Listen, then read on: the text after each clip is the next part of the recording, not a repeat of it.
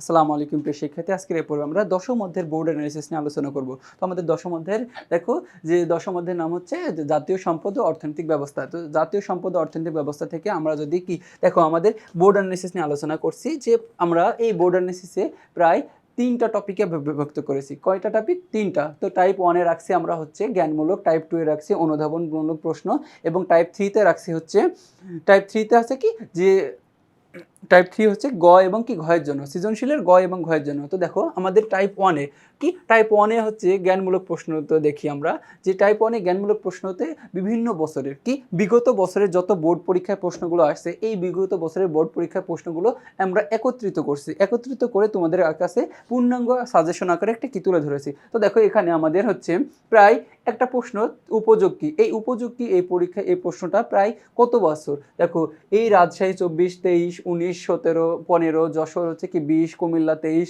তো বিশেষ করে 18 থেকে শুরু করে 15 সাল থেকে শুরু করে এই 25 সাল পর্যন্ত প্রায় প্রত্যেকটা বোর্ড পরীক্ষায় কি এই উপযোগে কি এই প্রশ্নটা আসছে। তো দেখো প্রায় প্রত্যেকটা বোর্ডের পাশে প্রত্যেকটা কোশ্চেনের পাশে আলাদা আলাদা কি বোর্ড দিয়ে বিশ্লেষণ করা আছে যে এই পরীক্ষা এই প্রশ্নটা একটা বোর্ড পরীক্ষায় কতবার আসছে।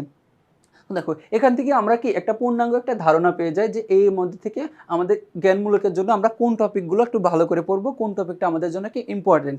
ঠিক একইভাবে দেখো যে অনুধাবনমূলকের জন্য কি আমরা ঠিক একইভাবে তোমাদের জন্য সাজাইছি। তো বিগত বছরের বোর্ড পরীক্ষায় আসা প্রশ্নগুলো তোমাদের সামনে এখানে কি আমি দিয়েছি। তো এই প্রশ্নগুলো দেখো এই প্রশ্নগুলো দিয়েও এই প্রশ্নগুলো তো পাশে কি আছে, পাশে যে বিভিন্ন বোর্ড লেখা আছে এই বোর্ড লেখাতে দেখো যে এই প্রশ্নগুলো দিয়ে যে বিভিন্ন বছরে গত বছরে কি কি পরীক্ষা কোন কোন পরীক্ষায় যে এই প্রশ্নগুলো আসছিল আমরা দেখতে পাচ্ছি এবং কি যে এই প্রশ্নগুলো আমাদের জন্য কতটা ইম্পর্টেন্ট তা আমরা হচ্ছে কি এখানে তুলে ধরেছি। তোমাদের প্রত্যেকটা প্রশ্নতে কি প্রত্যেকটা প্রশ্ন তোমাদের সামনে কি এইভাবে আমরা তুলে ধরেছি। এরপরে দেখো সবচেয়ে ইম্পর্টেন্ট হচ্ছে কি সবচেয়ে ইম্পর্টেন্ট হচ্ছে আমাদের গ এবং ঘয়ের জন্য কি সৃজনশীল গ এবং কি ঘয়ের জন্য। সৃজনশীল গ এবং ঘয়ের জন্যতে আছে বাংলাদেশের জাতীয় সম্পদের ধারণা সংরক্ষণ ও অপচয় রোধে করণীয় কি জাতীয় সংরক্ষণের ধারণা এবং সংরক্ষণ অপচয় রোধে করণীয় থেকে এই বছরে দেখো বিগত বছরে বিভিন্ন বোর্ড পরীক্ষায় এই টপিক থেকে গ এবং কি ঘতে আসছে। কি বললাম যে এই টপিক দেখো এই টপিক থেকে বিগত বছরে গ এবং ঘতে এই যে এই সালগুলোতে এই বোর্ডগুলোতে কি এই কোশ্চেন মানে কি এই টপিক থেকে প্রশ্ন আসছে। এরপরে আছে টাইপ 4। তো টাইপ 4 এ আছে বিভিন্ন অর্থনৈতিক ব্যবস্থা ও বৈশিষ্ট্য।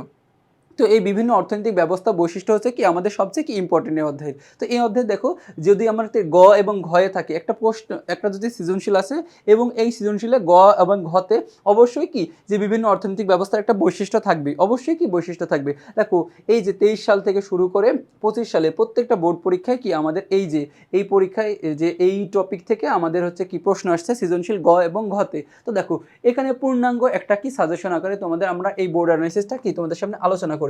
তো এই যে আমরা যদি কি পুরো বেসিকটা কনসেপ্ট করতে পারি এই অধ্যায়ে তো আমরা বুঝতে পারবো যে কি এখান থেকে বিগত বছরের বোর্ড পরীক্ষাগুলো থেকে আমাদের কোন কোন টপিক থেকে বেশি কোশ্চেন আসছে, কোন কোন টপিক থেকে কম কোশ্চেন আসছে, কোন টপিকটা আমাদের জন্য সবচেয়ে বেশি ইম্পর্টেন্ট এবং কোন টপিকটা আমরা বেশি করে পড়বো। তো দেখো আমরা এখানে কি পূর্ণাঙ্গ একটা কি যে তোমাদের সামনে বোর্ড অ্যানালাইসিস তুলে ধরেছি। তো পরবর্তী তোমাদের সাথে আবার দেখা হবে। আসসালামু আলাইকুম।